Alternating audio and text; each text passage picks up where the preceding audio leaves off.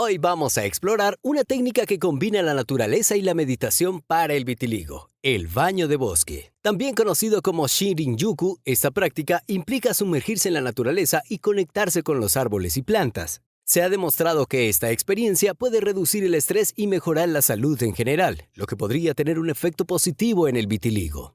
Dedica tiempo a caminar y relajarte en un entorno natural, permitiendo que todos tus sentidos se conecten con la naturaleza.